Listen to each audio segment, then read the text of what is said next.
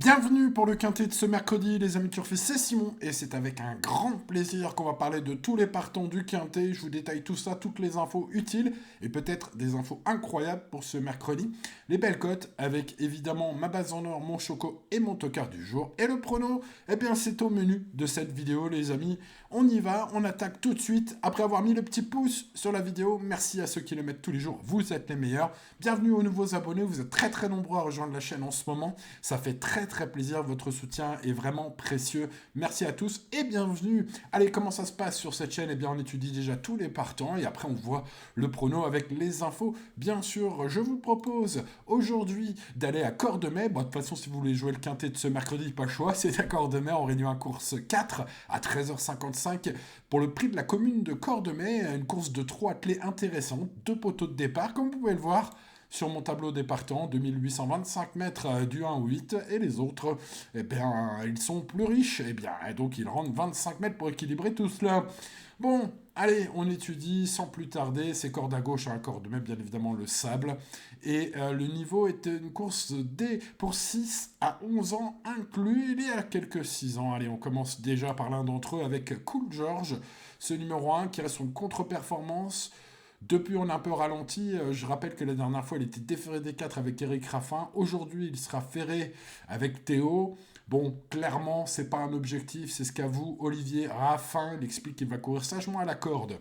Bon, pour toutes ces raisons, le fait qu'il soit ferré ici et un peu allégé au travail le matin, je raye ce numéro 1. Je raye également le numéro 2, Caco Gascogne, qui est un trotteur de qualité, mais qui effectue ici une grande rentrée après plus d'un an d'interruption.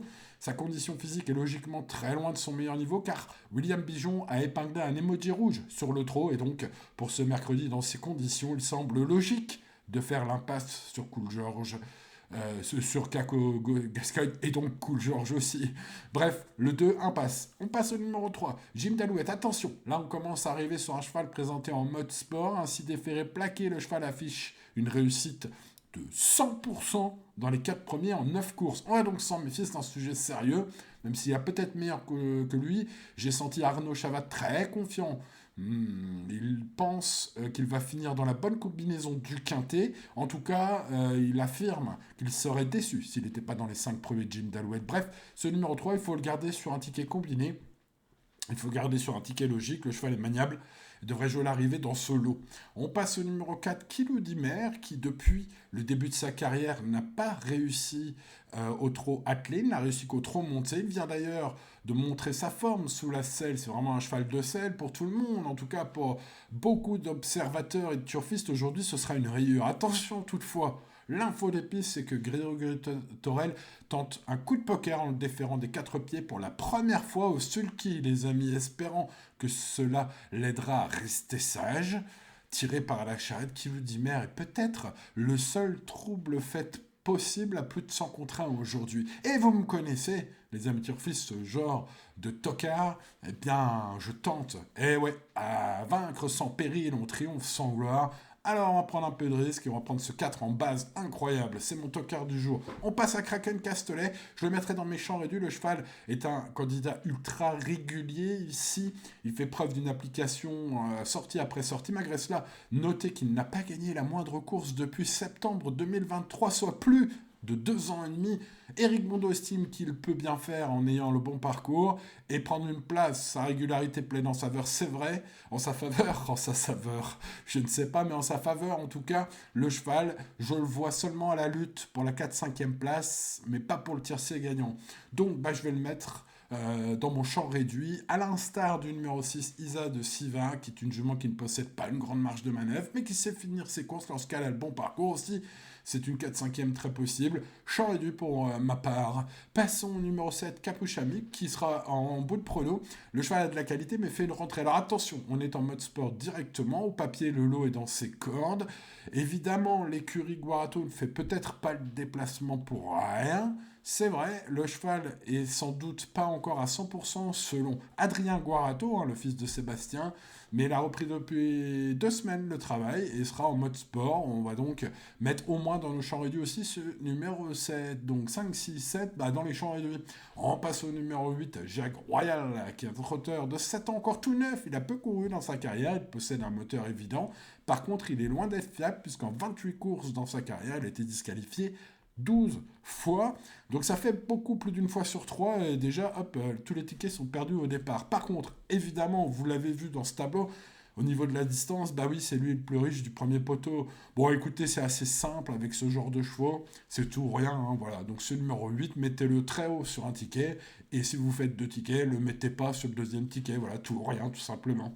Allez, on passe au second poteau avec Joli Doll, qui est un cheval que j'aime beaucoup. Il est avec Paul Ploquin, ça c'est bien. Il est en mode sport, même s'il rend 25 mètres, c'est le numéro 9. C'est vrai que c'est le moins riche du second poteau du coup. Mais les moyens sont certains. Ses victoires passées avec Pépé, hein, comme on dit, Paul Ploquin, m'ont attiré l'œil. Sa forme est excellente au travail. Sachez-le, Frédéric Bertrand, sa coach, a choisi cet engagement avec le plus grand soin. On défère des antérieurs pour l'occasion, ce qui est très rarement le cas. Voilà, si Joli Doll, qui est une jument, bénéficie d'un bon déroulement, méfiance, ça pourrait faire tilt à belle cote. J'ai mis une très belle note d'ailleurs, 15 sur 20. Et donc ce numéro 9, vu sa cote probable intéressante, probablement à 10 contre 1, voire mieux, est un joli choco à tenter. C'est mon choco du jour, ce 9.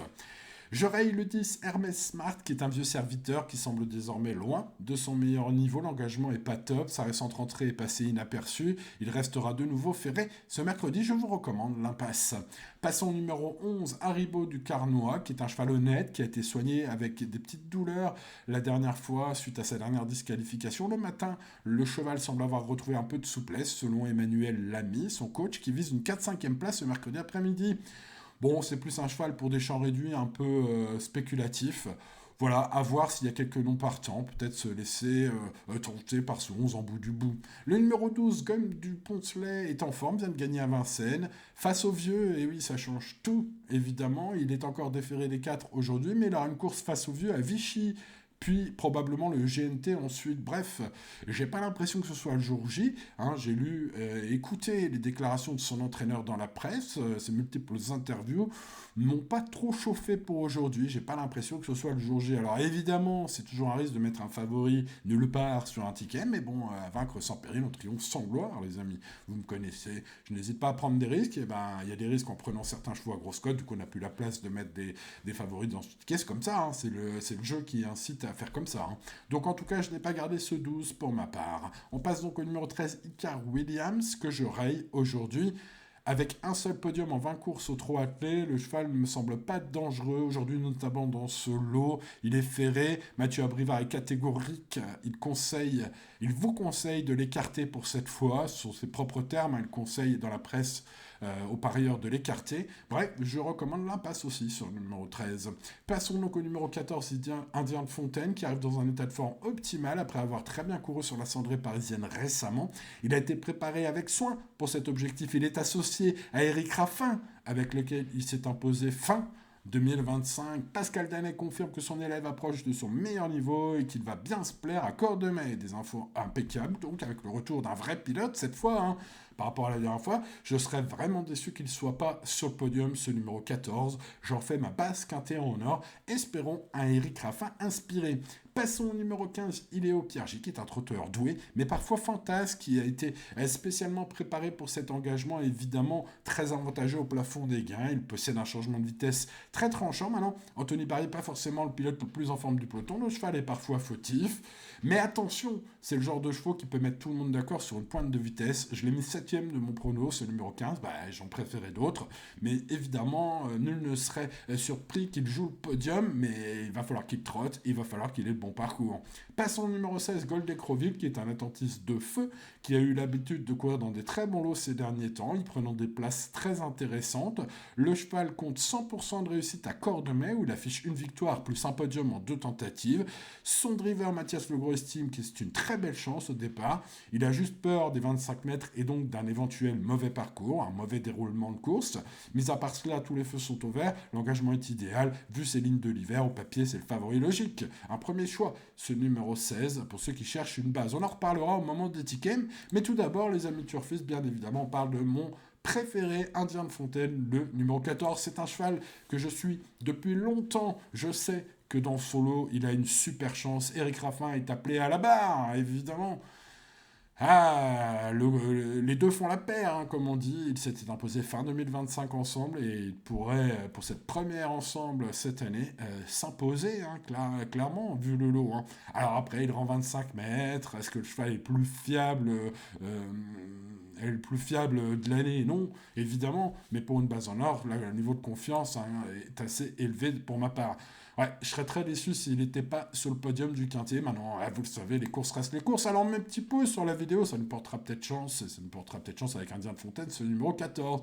C'est ma base, Quintet en or. Allez, des belles cotes, des belles cotes. Je l'idole, rend 25 mètres, mais c'est bien là tout ce qu'on peut lui reprocher. Je l'adore lorsqu'elle court avec Paul Ploquin. C'est le cas aujourd'hui. Elle est en mode sport, malgré 25 mètres à rendre. Ça pourrait être une belle trouvaille à cote tout à fait sympathique. Au-dessus de 10 contre 1, ce numéro 9.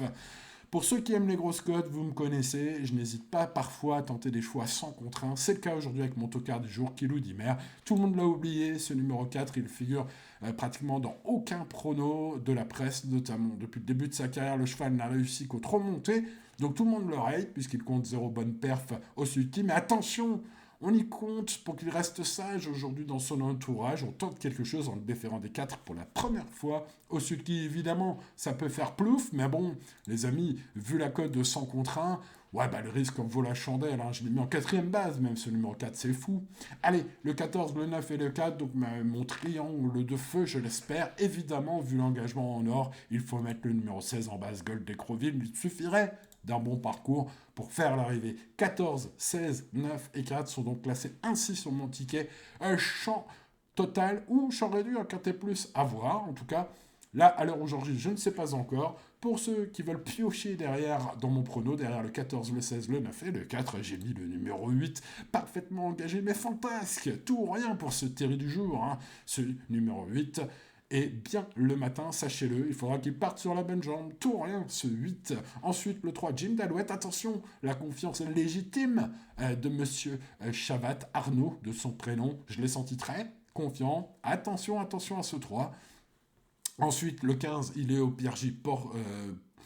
Porte les espoirs de monsieur Marie, son coach, mais attention, il est peu fiable, capable, avec un bon parcours, de s'immiscer à l'arrivée ce numéro 15. Quelques regrets ensuite pour les champs réduits. L'écurie Guarato fait le déplacement, peut-être pas pour rien, avec le numéro 7, qui est déféré des 4 d'entrée de jeu pour cette rentrée. Le numéro 7, donc ensuite le numéro 5, Kraken Castelet, très fiable mais qui n'a pas gagné depuis 2 ans et demi. Pour les champs réduits, je rajouterai également le 6 Isis de Siva, qui ne figure pas ici sous vos yeux éblouis les amis, mais que je mettrai dans mes champs réduits pour sa régularité et la qualité de l'engagement, même si la qualité lui fait un peu défaut dans ce lot.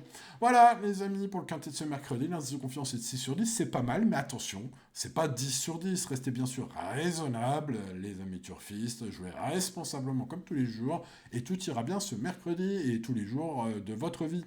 Voilà, pour ce qui est de vous inscrire gratuitement à ma newsletter, comme vous le voyez en dessous, là, vous pouvez vous inscrire en description sur le lien que je vous ai mis sous cette vidéo. Vous cliquez sur le lien, vous arrivez sur mon site internet officiel et vous pouvez donc vous inscrire à ma newsletter. Tous les matins, je vous envoie les infos, bien sûr. Allez, bonne chance à vous pour ce mercredi et à demain pour de nouvelles aventures. C'était Simon. Ciao, ciao.